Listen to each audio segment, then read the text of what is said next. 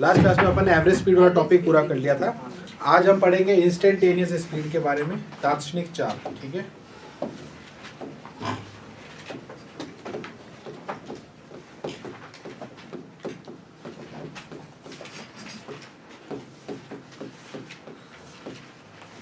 Okay. Instantaneous की जब हम बात करते हैं, तात्क्षणिक चाल की हम बात करते हैं, तो इसका मतलब होता है किसी इंस्टेंट पर जो स्पीड होती है, एट एनी इंस्टेंट जो स्पीड की हम बात कर रहे हैं। ठीक है, इंस्टेंट का मतलब क्या होता है? मोमेंट, है ना। मोमेंट हो गया, एट पर्टिकुलर पॉइंट हो गया, एट पर्टिकुलर टाइम हो गया। जैसे आप गाड़ी चला रहे हो, एकदम से आपसे कोई पूछ लिया अभी आपकी जस्ट इस समय क्या स्पीड है, और अगर मैं किसी पूरे जर्नी की बात करता हूँ तो समझ लो आप एक जगह से दूसरी जगह जा रहे हो और बीच में पूछ लूँ 10वें सेकंड में तेरी स्पीड कितनी थी या 20वें सेकंड में तेरी स्पीड कितनी थी, तो आप यहाँ पर उससे पर्टिकुलर एक टाइम की स्पीड पूछ रहे हो, तो वो होती है हमारी इंस्टेंटेनियस स्पीड। और जब आप पूरी जर्नी की पूछते हो तो वो होती है एवरेज स्पीड, जो हमने ऑलरेडी कल कर लिया। अब जब इंस्टेंटेनियस का बात आती है तो इस पर क्वेश्चंस कैसे आते हैं? तो इस पर क्वेश्चंस आते हैं इक्वेशन वाले।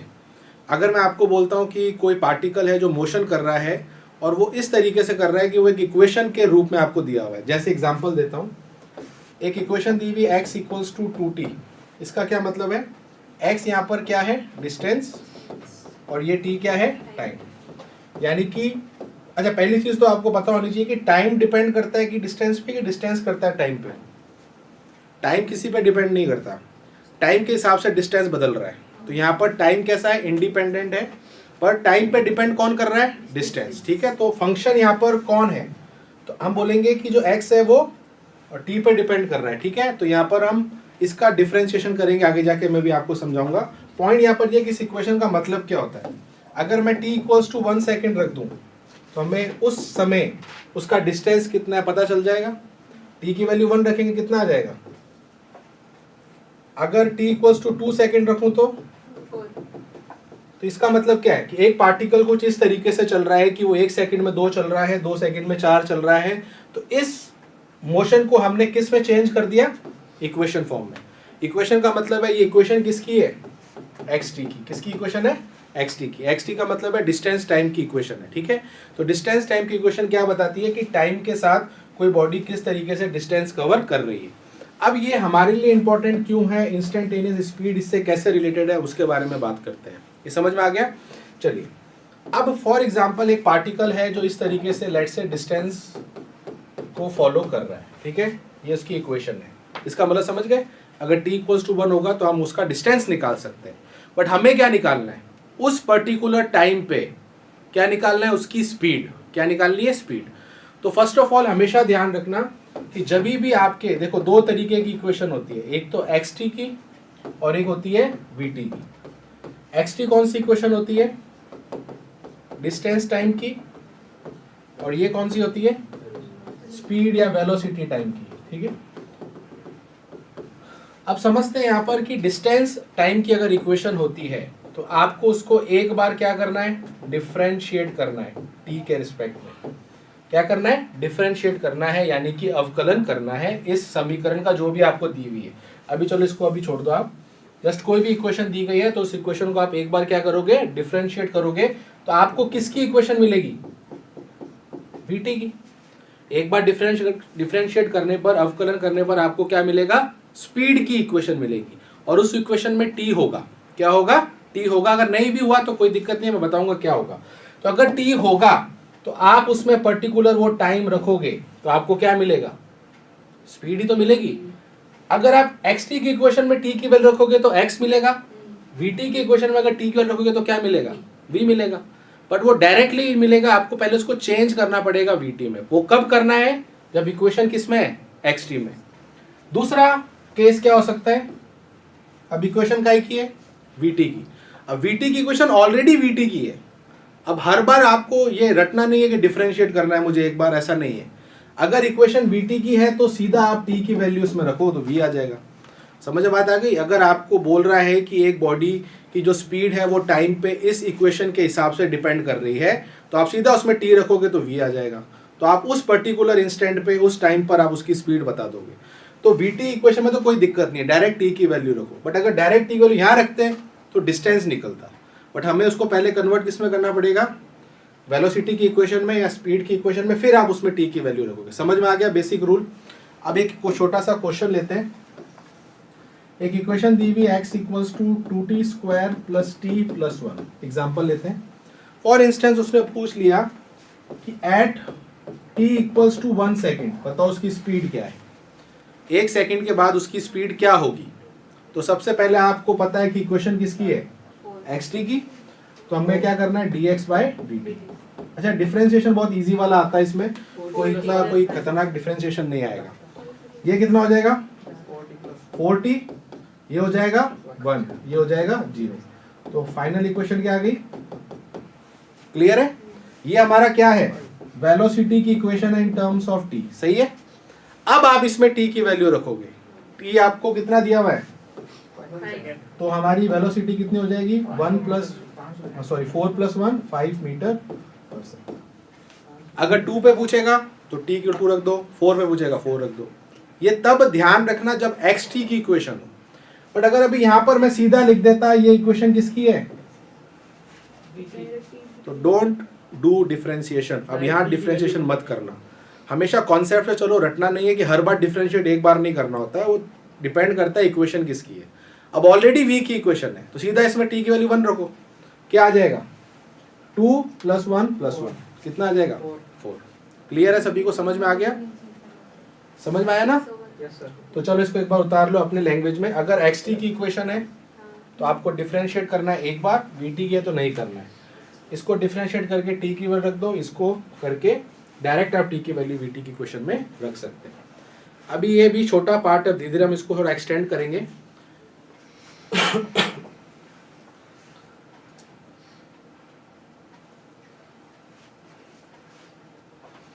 अच्छा, अगर कोई बोले कि सर मैं डिफरेंशिएट कर रहा हूं और उसमें t आ ही नहीं रहा, ऐसा भी हो सकता है ना। अगर मेरी एक इक्वेशन है x equals to t plus 1, अब मैं आपसे बोल दूं अगर मैं आपसे बोल दूं t इक्वल्स टू 2 सेकेंड पर इसकी स्पीड क्या होगी, तो 1 ही रहेगी। इसका मतलब ये कांस्टेंट वेलोसिटी है, ये जो वेलोसिटी वो कर रहा है that is a constant velocity. क्यों, क्योंकि वो टाइम पे डिपेंडेंट ही नहीं है।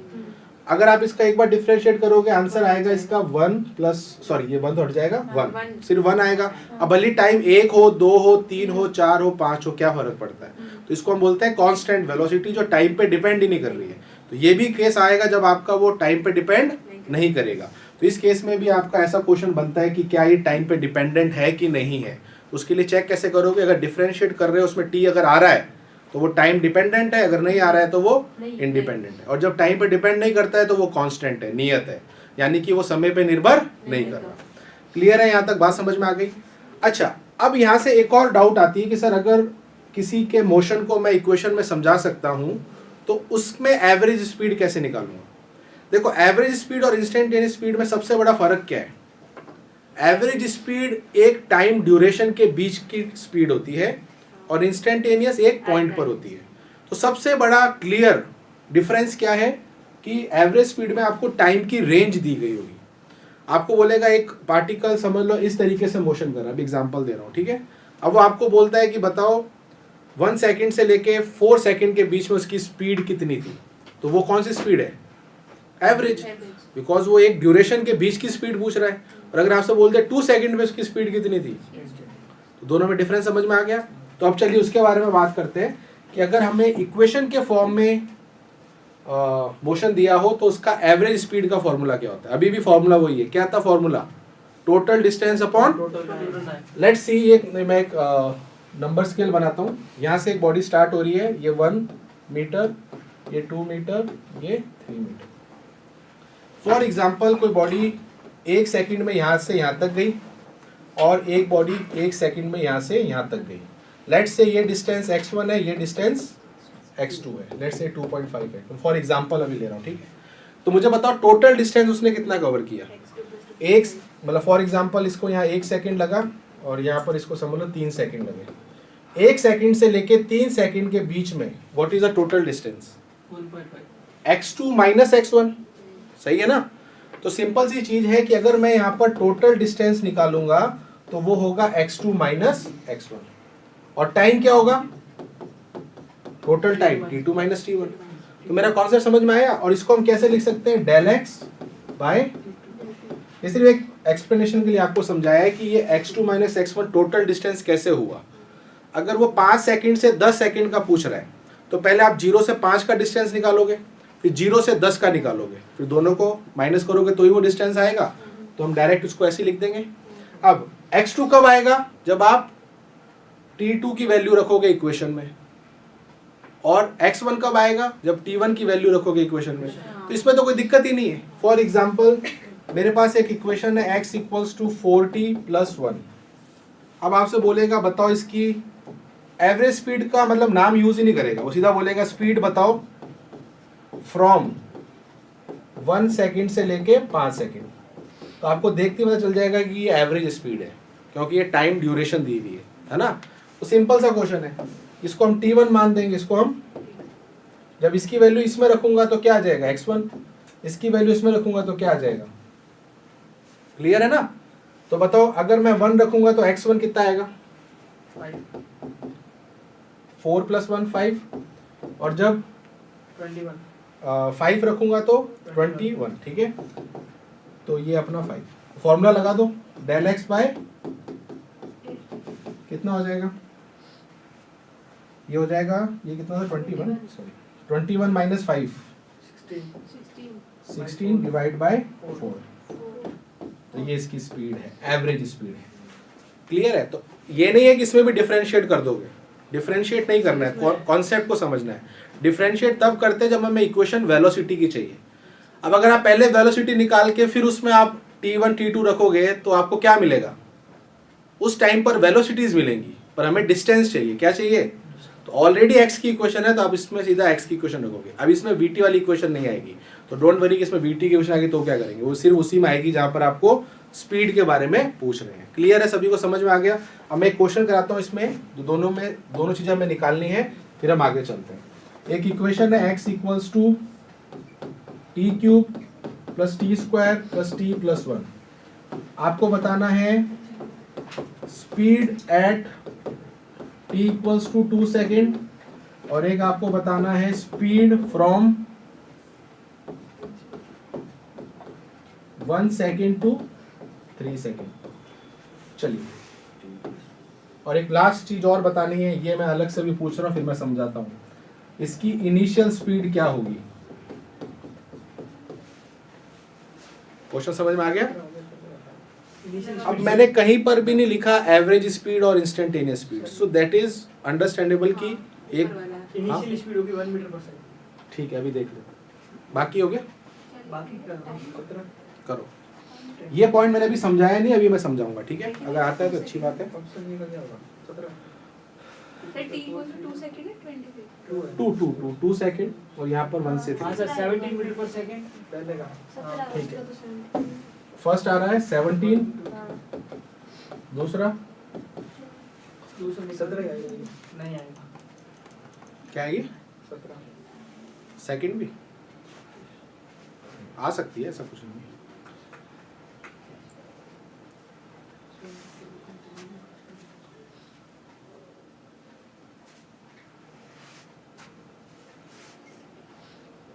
अब एग्जाम में ऐसे क्वेश्चन नहीं आएगा, वो एक चीज पूछेंगे आपसे, बट मैं आपको एक साथ तीनों चीजें बता रहा हूँ। 18 18 आ रहा है, 18 आएगा सर, ठीक और है, लास्ट का होगा 1 और लास्ट का 1 माइनस कर दो 18। अच्छा। इस वाले के अंदर आपको स्पीड पूछी है, तो पहले v की इक्वेशन चाहिए, तो एक बार डिफरेंशिएट करेंगे, कितना आएगा 3t square plus 2t plus 1, ठीक है। अब आप वैल्यू रख दो 2, तो कितना हो जाएगा 3 into 4 plus 2 into 2 4 plus 1 12 plus C हो गया आपका 17, ठीक है, करेक्ट। सेकंड देखते हैं। अब इसमें आप डिफरेंशिएट नहीं करोगे नहीं करना क्योंकि आपको एवरेज पूछा है, तो पहले आप 1 रखोगे, तो x1 कितना आ रहा है 4, और x2 कितना आ रहा है 3 का क्यूब कितना होता है 27 27 प्लस 9 प्लस 3 प्लस 1 कितना आ रहा है 40। सो x2 माइनस x1 हो जाएगा 36 बटा 3 माइनस 1 2, आंसर आ जाएगा 18। अच्छा, अब ये जो इनिशियल स्पीड वाला कॉन्सेप्ट है इसको समझते हैं। अब इसमें आपको कहीं पर भी कोई टाइम नहीं दिया हुआ। इनिशियल स्पीड का मतलब होता है प्रारंभिक चाल, अभी वो जस्ट स्टार्ट होगा। और इनिशियल का मतलब हमेशा होता है टाइम जब जीरो होता है। क्या होता है? जीरो। तो यहां से आप एक चीज हमेशा ध्यान रखना, इनिशियल स्पीड का मतलब होता है t इक्वल टू जीरो। ये आपको देंगे नहीं, बट आपको हमेशा पता होना चाहिए इनिशियल स्पीड मतलब अभी स्टार्टिंग होगी। इसका मतलब स्टार्टिंग में उसकी स्पीड पूछा है तो अभी टाइम निकला नहीं है, तो t इक्वल टू जीरो पे पूछ रहे हैं। अब ये है तो इंस्टेंटेनियस ही ना, particular t equal to zero पे पूछ रहे हैं, तो कहां पर रखोगे t की वैल्यू? इसमें तो आंसर 1 आ जाएगा। ठीक है। अच्छा, इसमें एक और टाइप का क्वेश्चन बन सकता है, at what time the speed will become zero. ऐसा भी पूछ सकते हैं। तो उसके लिए क्या करोगे, जो भी आपकी स्पीड आई है उसको इक्वल टू जीरो करके t की वैल्यू निकाल दो। समझ रहे हो? तो ऐसा क्वेश्चन भी आ सकता है, किस स्पीड पर मेरी वेलोसिटी 10 होगी। सर फिर उसमें नेगेटिव वैल्यू नहीं आएगी? किसमें? अभी नहीं है, इस वाले क्वेश्चन की बात नहीं कर रहा हूँ, वैल्यू के हिसाब से चेंज हो जाएगी। नेगेटिव वेलोसिटी हो सकती है, कोई दिक्कत नहीं है। पॉइंट यहाँ पर यह है कि क्वेश्चन का टाइप्स बता रहा हूँ कि आपको ये क्वेश्चन भी पूछ सकते हैं, फॉर एग्जाम्पल कि इसकी वेलोसिटी 50 किस टाइम पर होगी, या फिर किस टाइम पर इसकी वेलोसिटी जीरो होगी। इस वाले टाइप में क्या करोगे, आप वेलोसिटी को जीरो कर दोगे, वेलोसिटी को 5 कर दोगे, वहां से t की वैल्यू निकाल दोगे।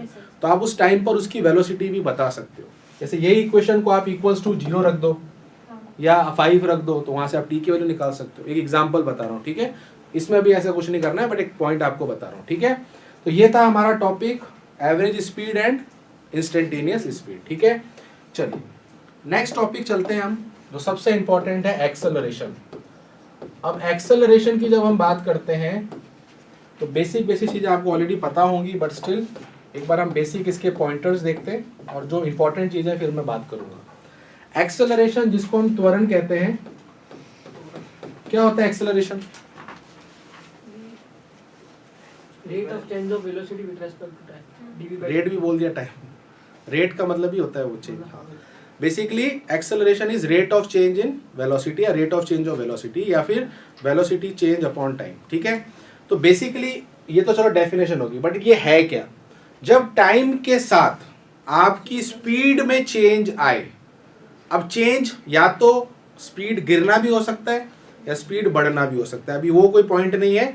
पॉइंट यहाँ पर ये है, गाड़ी की स्पीड बदलनी चाहिए, या तो गाड़ी धीरे धीरे मतलब टाइम के साथ धीरे हो रही है या टाइम के साथ इंक्रीज कर रही है स्पीड को, दोनों ही केस में एक्सेलरेशन आएगा।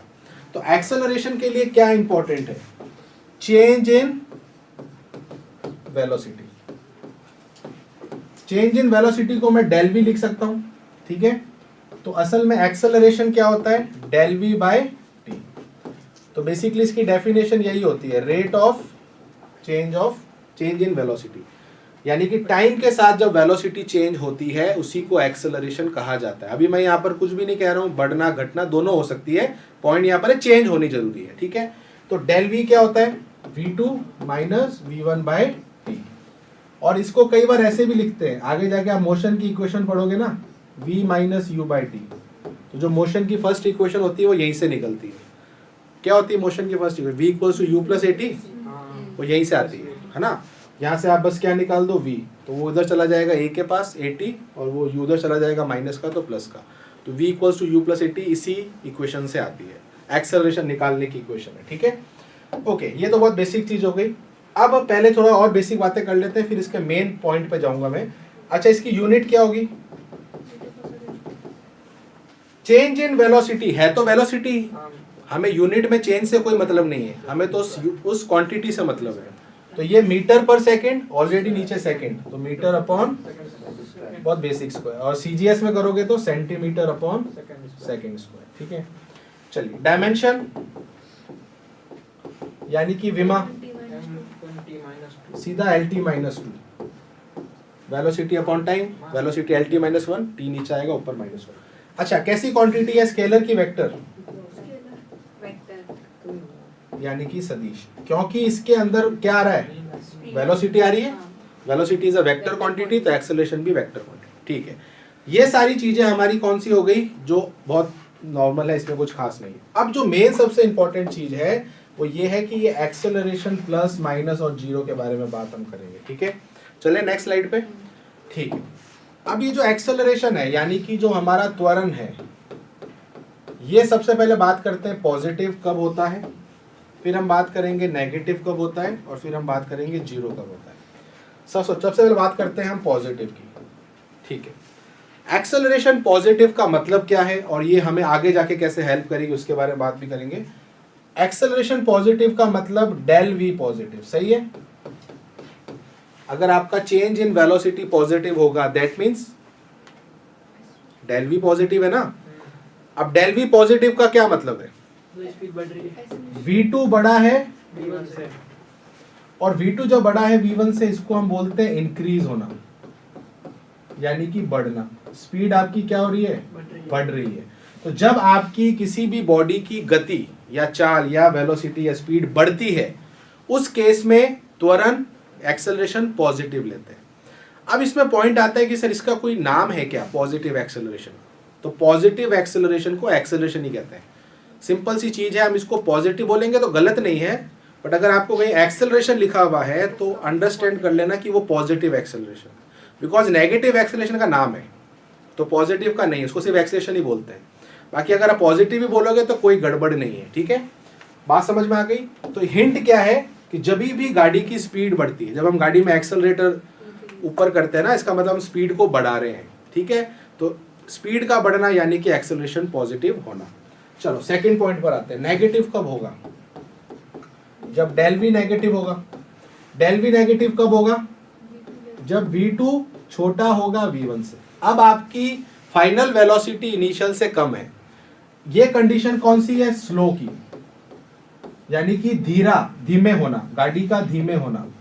अब स्लो का मतलब एक कीवर्ड आप बहुत अच्छे से याद कर लेना, बहुत काम आएगा, ब्रेक।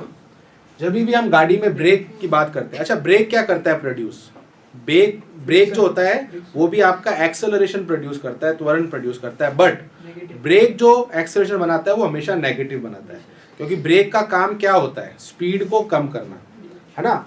आपने भले एक्सेलरेटर को छोड़ दिया तो भी गाड़ी चल रही है। अब ऑब्वियसली बात है कि टाइम आने के बाद वो रुक जाएगी because of friction, but brake क्या करता है, उसको थोड़ा जल्दी करता है। तो ब्रेक क्या करता है, बेसिकली आपकी स्पीड को स्लो करता है। तो जहां पर भी आपको ये ब्रेक का कीवर्ड मिलेगा, इसका मतलब वहां पर नेगेटिव एक्सेलरेशन है 100%। ठीक है, अब यहां पर बात करते हैं कि इसका नाम क्या होता है। तो इसका नाम यहां पर होता है इंग्लिश में रिटार्डेशन, हिंदी में बोलते हैं इसको मंदन। अच्छा एक और नाम है इंग्लिश में, डी एक्सेलरेशन, और अगर आप नेगेटिव एक्सेलरेशन बोलोगे तो वो भी सही है। बट पॉइंट यहाँ पर ये है कि डी एक्सेलरेशन और रिटार्डेशन जो टर्म्स है वो हम यूज करते हैं नेगेटिव एक्सेलरेशन के लिए, बट पॉजिटिव एक्सेलरेशन के लिए हम ये यूज नहीं करते, पॉजिटिव के लिए सिंपल एक्सेलरेशन। ठीक है, यहाँ तक तो कोई प्रॉब्लम नहीं है। अब आते हैं जीरो पे। जीरो वाली चीज काफी इंपॉर्टेंट है। अब मुझे बताओ, अगर किसी बॉडी का एक्सेलरेशन जीरो है, इसका क्या मतलब है, कांस्टेंट स्पीड से चल रही है। दो पॉइंट हो सकते हैं, दो केसेस हो सकते हैं। एक केस तो है बॉडी रेस्ट पर है, और दूसरा कांस्टेंट स्पीड से चल रही है। क्योंकि होता क्या है, जनरली लोगों को लगता है कि अगर कोई बॉडी चल रही है तो ही एक्सेलरेशन आता है ना। उनको लगता है कि अगर बॉडी चल रही है तो एक्सेलरेशन तो 100%, ऐसा नहीं है।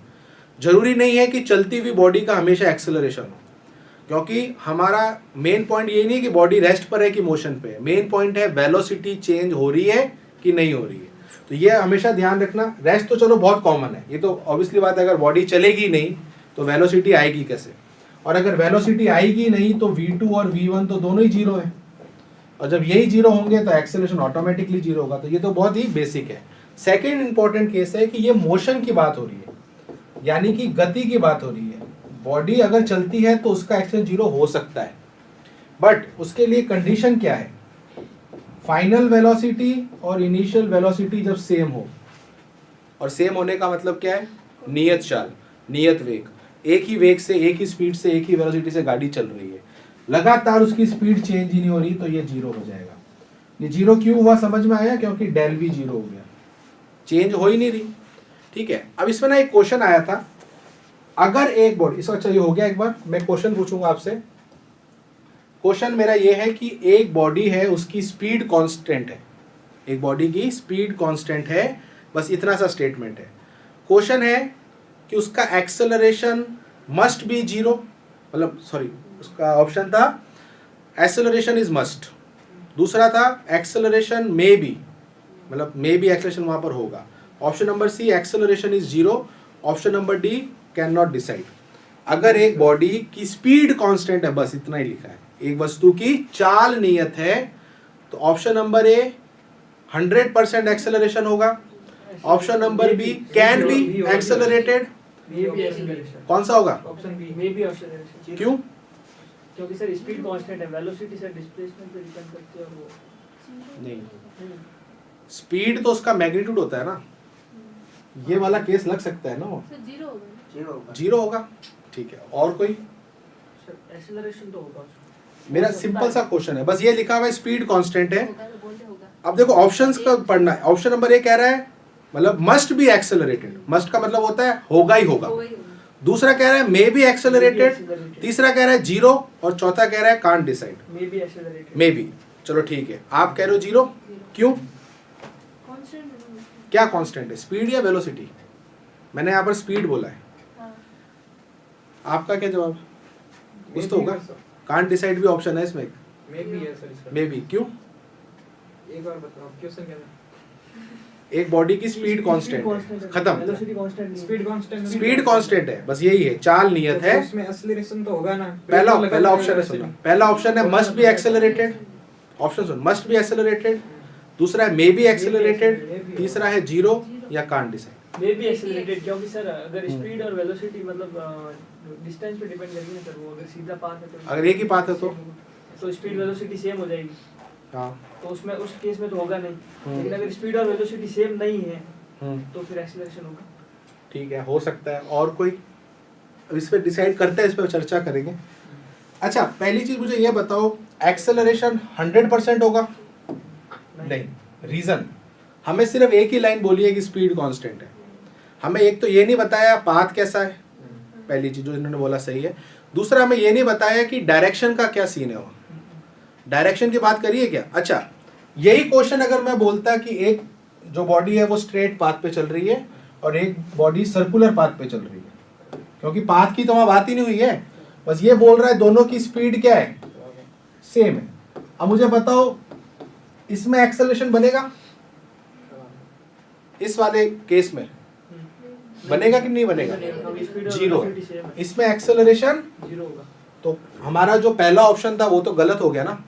मस्ट का मतलब होता है 100% होगा ही होगा, पर हमें क्या पता वो पाथ कैसा है। अगर वो मस्ट बोल रहा है तो वो कह रहा है कि हर केस में चलेगा, तो ये मैंने प्रूव कर दिया रॉन्ग। इस केस में होगा, उसका रीजन क्या है मुझे बता दो। स्पीड अभी भी कांस्टेंट है, अभी भी वो सर्कल में 10 की स्पीड से घूम रहा है एक साथ, मतलब लगातार, तो भी एक्सेलरेशन क्यों आया इसमें? कैसे? डायरेक्शन। हाँ, तो देखो सिंपल सी चीज समझना, वेलोसिटी दो चीजों से मिलके बनती है, स्पीड प्लस डायरेक्शन। सही बात है। हमेशा ध्यान रखना वेलोसिटी कब बदलती है, जब इन दोनों में से कोई भी चीज बदल जाए। दोनों बदलेगी तो बदलेगी, बट अगर स्पीड सेम है पर डायरेक्शन बदल जाए तो भी एक्सेलरेशन है, और अगर स्पीड बदल रही है पर डायरेक्शन सेम है तो भी बदलेगा। बात समझ रहे हो? इन दोनों में से अगर कुछ भी बदलता है v बदलेगा। हमें ये नहीं लगना चाहिए कि एक गाड़ी अगर 10 की स्पीड से लगातार चल रही है, बट अगर वो घूम गई या फिर उसने वापस टर्न ले लिया तो डायरेक्शन चेंज हो गई, तो एक्सेलरेशन आएगा। क्लियर है? सर्कुलर मोशन की खासियत क्या है? हर पॉइंट पर डायरेक्शन चेंज होती है, हर पॉइंट पे। मैं ये भी नहीं कह रहा हूं आगे से 10 मीटर के बाद चेंज होगी, नहीं, हर पॉइंट पर इसकी डायरेक्शन। लेट्स से एक पॉइंट यहां लेता हूं तो डायरेक्शन ये होती है, टेंजेंट होती है, यहां लोगे तो ये, यहां लोगे तो ये, हर पॉइंट पर इसकी डायरेक्शन अलग है। तो भले इसकी स्पीड कांस्टेंट है पर डायरेक्शन हर पॉइंट पर क्या हो रही है? डायरेक्शन चेंज तो v चेंज तो a आएगा ना। a कब आता है? जब एक्सेलरेशन आता है। तो एक्सेलरेशन अगर आ गया तो हमारा जो पहला ऑप्शन था वो तो चलो सही है, बट वो उसी केस के लिए है। बट ये वाला केस होता तो इसमें हमेशा लैंग्वेज के साथ खेलते हैं, तो वो आपको मे बी वाला ही चूज करना है, क्योंकि हो भी सकता है नहीं भी हो सकता है। क्लियर है? हैं? ये क्वेश्चन नहीं, अच्छा क्वेश्चन है, ठीक है। तो ये एनडीए का आप कह सकते हो लेवल का क्वेश्चन है, बिकॉज इसमें आपको लैंग्वेज के साथ बहुत खेलना पड़ता है। एनडीए की खासियत ही यही है। बहुत ज्यादा क्वेश्चन को घुमाते हैं। अभी एक एनडीए में क्वेश्चन आया था, आपने देखा होगा, ऑप्टिक्स का एक क्वेश्चन याद है, वो आया था प्लेन मिरर का फोकल लेंथ। वो क्वेश्चन की थ्योरी देखी थी आपने? डायरेक्ट ही पूछा उसने, प्लेन मिरर की फोकल लेंथ कितनी होती है, ये क्वेश्चन था सिर्फ वो, पर उसने कितना बड़ा लिखा था कि वो नहीं, उसने बोला था मिरर इक्वेशन में अगर प्लेन मिरर का केस लेते हैं, यू ये है, वी वो है, तो बताओ इसकी फोकल लेंथ क्या होगी। ये भी आया था इस वाले में। तो ये लैंग्वेज का ही खेल होता है सारा एनडीए के अंदर, ठीक है। तो ये ध्यान रखना, मस्ट जब भी वर्ड आता है ना, ये बहुत स्ट्रॉन्ग वर्ड है। मस्ट का मतलब होता है 100%, तो ऐसे केसेस में आप बचना, ठीक है। ये बात समझ में आ गई? चलिए, तो ये जो मैंने अभी जीरो वाला केस बताया था, समझ में आ गया? एक्सेलरेशन समझ में आ गया? अच्छा, अब यहां से एक और चीज इस पे समझनी है। अगर एक्सेलरेशन कांस्टेंट है, देखो दो चीजें आप पढ़ते हो, दो तरीके के मोशन होते हैं। पहले मैं उससे स्टार्ट करता हूं। एक होता है यूनिफॉर्म मोशन, जिसको हम बोलते हैं सामान्य गति। अच्छा, यूनिफॉर्म मोशन क्या होता है? यूनिफॉर्म मोशन किसे कहते हैं? जब वेलोसिटी कांस्टेंट होती है, जब उसका वेग नियत होता है।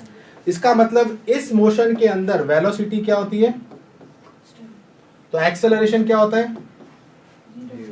तो यूनिफॉर्म मोशन में हमेशा एक्सेलरेशन क्या होगा? जीरो। तो एक्सेलरेशन कब आता है? जब मोशन कैसा होगा? Non uniform. और नॉन यूनिफॉर्म मोशन का मतलब ये नहीं है कि सिर्फ स्पीड कांस्टेंट है, डायरेक्शन भी बदल सकती है। तो सर्कुलर मोशन जो है वो कैसा मोशन है? नॉन यूनिफॉर्म मोशन है। क्लियर है? बट अपन जब सर्कुलर मोशन पढ़ेंगे तो वहां पर भी दोनों पढ़ेंगे कि सर्कुलर मोशन यूनिफॉर्म कब कहलाता है और नॉन यूनिफॉर्म कब कहलाता है, वो बात की बात है। पॉइंट यहाँ पर ये है कि अगर यूनिफॉर्म मोशन है तो एक्सेलरेशन क्या होगा? जीरो। अब मेरा यहाँ पर जो पॉइंट है आपसे वो ये है, uniform acceleration motion.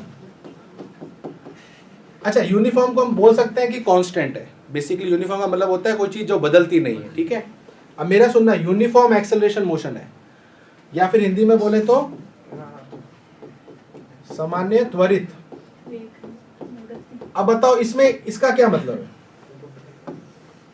Uniform accelerated motion है ये, इसका क्या मतलब है? मतलब एक्सेलरेटेड यूनिफॉर्मली हो रहा है, जैसे 2 मीटर पर सेकंड से ही हो रहा है एक्सेलरेशन हर। मतलब इसमें वेलोसिटी का क्या सीन है? अच्छा, अगर मैं बोलता हूँ पॉजिटिव एक्सेलरेटेड मोशन है तो क्या मतलब है? वेलोसिटी बढ़ रही है। तो यूनिफॉर्म का क्या मतलब है इसमें? कांस्टेंटली बढ़ रही है। हाँ, इसका एग्जांपल दे सकते हो कोई? इंटरवल से हो रहा है। जैसे इंटरवल नहीं, मतलब जो डेल वी है, हाँ, वो डेल वी सेम है। एक जो गाड़ी है वो 0 से 10 की स्पीड पर गई 1 सेकंड में, फिर 10 से गई 20, फिर 20 से गई 30। हर सेकंड में उसकी स्पीड सेम रेट से बढ़ रही है। अब हम कंफ्यूज कैसे हो जाते हैं? हम यूनिफॉर्म वर्ड्स पढ़ते ही समझ जाते हैं वेलोसिटी कांस्टेंट। ऐसा नहीं है, ये यूनिफॉर्म एक्सेलरेटेड है। यहाँ पर एक्सेलरेशन कांस्टेंट है, और एक्सेलरेशन कांस्टेंट का मतलब वेलोसिटी जीरो नहीं होता या वेलोसिटी कांस्टेंट नहीं होता। एक्सेलरेटेड का मतलब है वेलोसिटी चेंज हो रही है पर रेट उसकी सेम है, मतलब गैप जो है ना वो चेंज होने का वो सेम है। अब इसका एक सबसे अच्छा एग्जांपल कौन देगा जो हम पढ़ते हैं? सबने एक जी सुना है? जी, स्मॉल जी। स्मॉल जी क्या है? 9.8 इसकी वैल्यू भी फिक्स हमें याद है, 9.8 metre per second square. So this g is what? Acceleration due to gravity, जिसको हम बोलते हैं गुरुत्वीय त्वरण।